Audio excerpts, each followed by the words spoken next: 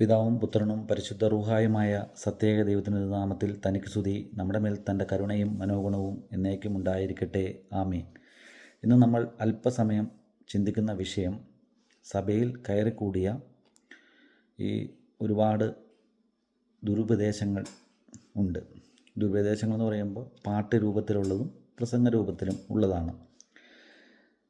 സഭയുടെ വിശ്വാസത്തെക്കുറിച്ച് ഈ ബുക്കിൽ അച്ഛൻ യാക്കോബ സഭയുടെ അച്ഛൻ എഴുതിയിരിക്കുന്നത് ഇങ്ങനെയാണ്. നമുക്കതൊന്നും വായിക്കാം. അവർ പറയുന്നതാണ് വായിക്കാം. അപ്പം ഞാനൊന്നും പറയുന്നതല്ല, അവർ പറയുന്നത് വായിക്കാം. സുറിയാനി ഓർത്തഡോക്സ് സഭയുടെ സത്യവിശ്വാസം സംരക്ഷിക്കുക എന്നത് സഭാമക്കളുടെ ദൗത്യമാണ്. സഭയുടെ അടിസ്ഥാന പ്രമാണങ്ങളും ആരാധനകളും അവയുടെ അന്തരാർത്ഥങ്ങളും മായമില്ലാതെ അടുത്ത തലമുറയ്ക്ക് കൈമാറേണ്ടതുണ്ട്. സഭയുടെ ആത്മീക സമ്പത്ത് സഭാപിതാക്കന്മാരാൽ ക്രമീകരിക്കപ്പെട്ട കൂദാശകളിലൂടെയും ആരാധനാക്രമങ്ങളിലൂടെയും പ്രാർത്ഥനകളിലൂടെയുമാണ് സംവേദിക്കപ്പെടുന്നത്. അപ്പോസ്തോലിക കാലം മുതൽ നൂറ്റാണ്ടുകളായി അനുവർത്തിച്ചു പോരുന്ന കൂദാശകളിൽ ഏറ്റവും പ്രധാനപ്പെട്ടത് വിശുദ്ധ കുർബാനയാണെന്ന് എഴുതിയിട്ടാണ് ഈ പുസ്തകത്തിൽ എഴുതിയിരിക്കുന്നത്. ഈ കൂദാശകളെക്കുറിച്ചും നമ്മുടെ പ്രാർത്ഥനകളെക്കുറിച്ചും ഈ പ്രാർത്ഥനകളുടെ അകത്താണ് സഭയുടെ സത്യവിശ്വാസം, ശ്രുതി ചൊവ്വാക്കപ്പെട്ട വിശ്വാസം ഉള്ളതെന്നാണ് അവിടെ എഴുതി വച്ചിരിക്കുന്നത്. അതുപോലെ ഇത് കണിയാമറമ്പലച്ചൻ്റെ പുസ്തകമാണ്, നിങ്ങൾക്ക് കാണാം. ഇത് ഒത്തിരി പഴയ കോപ്പിയാണ്. അപ്പോൾ അത് അവിടെ എഴുതി വെച്ചാൽ എങ്ങനെയാണ്: പഴയ നിയമസഭയും പുതിയ നിയമസഭയും തമ്മിൽ കാതലായ പല വ്യത്യാസങ്ങളുണ്ട്. പഴയ നിയമം ശാരീരികമായിരുന്നെങ്കിൽ പുതിയ നിയമം ആത്മീകമാണ്. പഴയ നിയമസഭ ഒരു വർഗത്തിന് മാത്രം പരിമിതമായിരുന്നെങ്കിൽ പുതിയ നിയമസഭ എല്ലാ ജാതിക്കുമുള്ളതാകുന്നു. പഴയ നിയമസഭ ന്യായപ്രമാണത്തിന് കീഴിലും ശിക്ഷണത്തിന് കീഴിലും ആയിരുന്നെങ്കിൽ പുതിയ നിയമസഭ ക്രിസ്തുവിനോട് ചേർന്നും പരിശുദ്ധാത്മാവിൽ നിറഞ്ഞുമുള്ള പ്രായപൂർത്തിയിലേക്ക് വന്നതുമാകുന്നു. അപ്പോൾ അതാണ് നമ്മൾ വായിക്കുന്നത്. പഴയ നിയമം വായിക്കുമ്പോൾ ഒരു മൂടുപടമുണ്ടെന്ന് 2 കൊരിന്ത്യരിൽ നമ്മൾ വായിക്കുന്നുണ്ട്. അത് നീങ്ങുന്നത് ക്രിസ്തുവിലൂടെയാണെന്ന് അവിടെ വ്യക്തമായിട്ട് എഴുതി വച്ചിട്ടുണ്ട്. അപ്പം അതുപോലെ തന്നെ നമ്മൾ ഈ 2-3 ജാതികൾ നമുക്ക് പെട്ടെന്ന് അറിയാൻ പറ്റുന്ന കൾട്ട് ഗ്രൂപ്പുകളുണ്ട്. യഹോവസാക്ഷികൾ, അല്ലെങ്കിൽ യേശുനാമക്കാർ, വണ്ണസ്. ഈ സെബാസ്റ്റ്യൻ പുന്നക്കലിനെ പോലുള്ള വണ്ണസ്സുകാരുണ്ട്. ഇവരെയൊക്കെ ഒത്തിരി ആരാധകരുണ്ട്. നമ്മുടെ പള്ളിക്കകത്ത് തന്നെ ഇതിൻ്റെ ഫാൻസ് ഉണ്ട്, അസോസിയേഷൻ ഉണ്ട്. ഇവരൊക്കെ എങ്ങോട്ടാണ് പോകണമെന്ന് ആർക്കും അറിയത്തില്ല. അപ്പോൾ അതിനൊക്കെയുള്ള കാരണം ഈ യഹോവ പാട്ടുകളൊക്കെ ഇങ്ങനെ പാടുമ്പോൾ, യഹോവയെക്കുറിച്ച് ഇങ്ങനെ കുറേ പാട്ടുകൾ പാടും. ഞാൻ ആ 2 കാര്യങ്ങൾ ജസ്റ്റ് പറയാനുള്ള കാരണം എന്ന് വെച്ച് കഴിഞ്ഞാൽ, യഹോവയെക്കുറിച്ച് പാട്ടുകളും യഹോവയെക്കുറിച്ച് ഇങ്ങനെ പ്രസംഗിക്കുന്നു. ഈ പുസ്തകം വഴിയാണ്, ഇതിലാണ് നമ്മൾ കാണുന്നത്. ഇത് 66 പുസ്തകമാണ്, ഈ പുസ്തകത്തിലാണ് കാണുന്നത്. അപ്പോൾ യഹോവയെക്കുറിച്ചുള്ള പാട്ടുകൾ പാടുന്നു. അതുപോലെ തന്നെ ഇതുപോലുള്ള പ്രസംഗങ്ങൾ പ്രസംഗിക്കുമ്പോൾ ഈ ഇത്രയും ക്രൂരത ചെയ്ത യഹോവയാണ് നിങ്ങൾ ആരാധിക്കുന്നതെങ്കിൽ അത് സ്തുതി ചൊവ്വാക്കപ്പെട്ട വിശ്വാസമല്ല. സംഖ്യാപുസ്തകത്തിൽ എഴുതി വച്ചിരിക്കുകയാണ്: ചുള്ളിക്കമ്പ് പറക്കാൻ പോയതിന് കൊന്നുകളഞ്ഞു. അതുപോലെ തന്നെ കടിഞ്ഞൂലുകളെ കൊന്നുകളഞ്ഞു.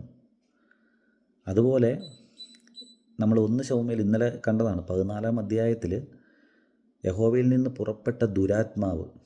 അതുപോലെ തന്നെ ഒരുപാട് സ്ഥലങ്ങളിൽ വളരെ ഹീനമായ രീതിയിലാണ് ആളുകളെ കൊന്നു തള്ളുന്നത്. ഏകദേശം 20 ലക്ഷത്തിൽ കൂടുതൽ ആളുകളെ കൊല്ലുന്നുണ്ട്. ഇത്തരം ക്രൂരത ചെയ്യുന്ന യഹോവയാണ് നിങ്ങൾ ആരാധിക്കുന്നതെങ്കിൽ നിങ്ങൾ സ്തുതി ചൊവ്വാക്കപ്പെട്ട വിശ്വാസത്തിലല്ല. സുറിയാനി സഭ എഴുതി കൈമാറുന്ന പ്രാർത്ഥനകളിലൂടെയും വിശ്വാസ പ്രമാണങ്ങളിലൂടെയും സുന്നകദോസുകളിലൂടെയും 3 പൊതു സുന്നകദോസുകളിലൂടെയും ഉറപ്പിച്ച തൃത്വത്തെയാണ് നമ്മൾ ആരാധിക്കുന്നത്. ത്രിയേകദൈവ വിശ്വാസികളാണ് നമ്മൾ. അപ്പോൾ അത് സ്തുതി ചൊവ്വാക്കി തന്നതാണ്. അപ്പോൾ അത് നമ്മൾ അങ്ങനെ തന്നെ വേണം പ്രാർത്ഥനകൾ ചെയ്യാൻ. അത് സ്വയം പ്രേരിത പ്രാർത്ഥനകളോ അല്ലെങ്കിൽ മറ്റ് സ്ഥലത്തുനിന്ന് കിട്ടിയതൊന്നും അവിടെ കൊണ്ടുവന്ന് പാട്ട് പാടാനോ അല്ലെങ്കിൽ ആ രീതിയിൽ പാടാനോ, അതുകൊണ്ടിലാണല്ലോ യഹോവയെ ആരാധിക്കുന്ന യഹോവസാക്ഷികളായും യേശുവിനെ മാത്രം ആരാധിക്കുന്നവർ യേശുനാമക്കാരും ആയി മാറിയത്. നമ്മൾ യേശുവിനോട് പ്രാർത്ഥിക്കുമ്പോൾ സഭയിലെ യേശുവിൻ്റെ പ്രാർത്ഥന കൃത്യമായ അണ്ടർസ്റ്റാൻഡിങ്ങോട് കൂടിയിട്ടാണ് പിതാക്കന്മാർ എഴുതി കൈമാറി തന്നിട്ടുള്ളത്. അത് ത്രിയേക ദൈവവുമായ ബന്ധത്തിൽ കൃത്യമായിട്ട് സഭയ്ക്ക് അതിനുള്ള ബോധ്യവും കാര്യങ്ങളും എല്ലാം കൃത്യമായിട്ടുണ്ട്.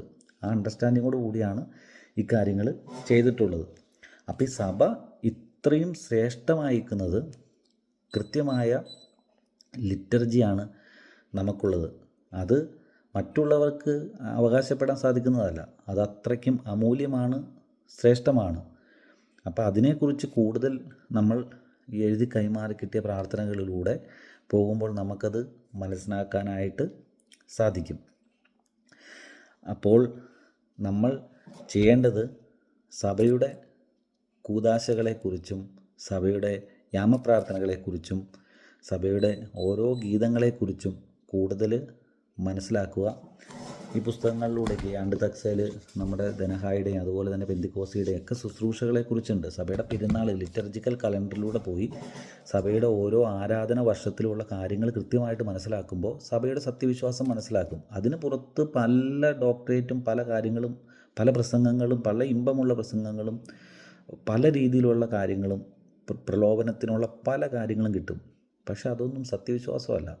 സത്യവിശ്വാസം സാധുക്കളായ സുറിയാനി പിതാക്കന്മാർ ത്യാഗമെടുത്ത് കൈമാറത്തന്നതാണ്. അത് നമ്മുടെ കയ്യിൽ, യാക്കോബായ സഭയുടെ കയ്യിൽ വളരെ സുരക്ഷിതമായിട്ടുണ്ട്. അത് അടുത്ത തലമുറയ്ക്ക് നമ്മൾ കൈമാറണം. ആർക്കും ചോദ്യം ചെയ്യാൻ പറ്റുന്നതല്ല, അല്ലെങ്കിൽ പരിഹസിക്കാൻ പറ്റുന്നതല്ല. അത്രയ്ക്കും കൃത്യമായാണ് ആ വിശ്വാസം എഴുതി കൈമാറി നമ്മുടെ പ്രാർത്ഥനകളിലുള്ളത്. അതാണ് നമ്മൾ ആദ്യമേ വായിച്ചത്. അപ്പോൾ ഇതിന് പുറത്തേട്ട് പോകാതെ ഇതിനകത്തുള്ള കാര്യങ്ങൾ കൃത്യമായിട്ട് മനസ്സിലാക്കുകയും അത് അടുത്ത തലമുറയെ പഠിപ്പിക്കുകയും ചെയ്താൽ ഒരു കുഴപ്പമുണ്ടാവില്ല. സത്യവിശ്വാസം, ശ്രുതി ചൊവ്വാക്കിയ വിശ്വാസം കിട്ടും. അത് മനസ്സിലാക്കുക, നമ്മളത് അടുത്ത തലമുറയെ പഠിപ്പിക്കുക. അല്ലാതെ കരിസ്മാറ്റിക്കിൽ പോയി മറ്റേ ലാലാലാല രീരി ഷിയ എന്നൊന്നും പറഞ്ഞിട്ട് ഒരു കാര്യമില്ല. നമ്മുടെ പള്ളിയിലുള്ള ആളുകൾ ആ രീതിയിലിരിക്കുന്നവരുണ്ട്. യഹോവ സാക്ഷികളിലേക്ക് പോകുന്ന ആളുകളുണ്ട്, എംബർമാനുവലിന് പോകുന്ന ആളുകളുണ്ട്, അതുപോലെ MIയുടെ കൂട്ടായ്മയ്ക്ക് പോകുന്ന ആളുകളുണ്ട്, ജീസസ് വിഷൻ എന്ന് പറഞ്ഞിട്ട് രീതിയിൽ പോകുന്ന ആളുകളുണ്ട്. യാക്കോബായക്കാരൻ ഇന്ന് 5 രീതിയിലാണ് പോകുന്നത്. പള്ളിയിൽ വരുന്നു, പക്ഷേ 5 കൂട്ടായ്മകൾക്ക് പോയിക്കൊണ്ടിരിക്കുക. ഇതെല്ലാം പ്രലോഭനങ്ങളിൽ പെട്ടു പോകുന്നതാണ്. സത്യത്തിൽ സഭയുടെ പ്രാർത്ഥനകളിൽ എല്ലാവർക്കും വേണ്ടി പ്രാർത്ഥിക്കുന്നുണ്ട്. എല്ലാ കാര്യങ്ങളെക്കുറിച്ചും നമ്മളവിടെ കിട്ടുന്നുണ്ട്. നമ്മൾ നല്ല ബന്ധങ്ങൾ സ്ഥാപിക്കുക, പള്ളിയിൽ പോവുക, കൂദാശകളിൽ സംബന്ധിക്കുക, വിശുദ്ധ കുർബാന സ്വീകരിച്ച് മടങ്ങി വന്ന് പറ്റുന്ന പണിയെടുത്ത് ജീവിക്കുക, സമൂഹത്തിന് സാധിക്കുന്ന നന്മ ചെയ്യുക. ഇത്രയേ ഉള്ളൂ സുറിയാനിക്കാരൻ. ബാക്കിയുള്ളതെല്ലാം നമ്മുടെ പുരോഹിതർ ഭംഗിയായിട്ട് സഭയിൽ ചെയ്യും. നമുക്ക് കഴിയുന്ന കാര്യങ്ങളെല്ലാം സഭയ്ക്ക് വേണ്ടി ചെയ്യുക, അവർക്ക് സപ്പോർട്ട് കൊടുക്കുക, പറ്റുന്ന നന്മകൾ കൂടുതലായി ചെയ്യുക. Thank you.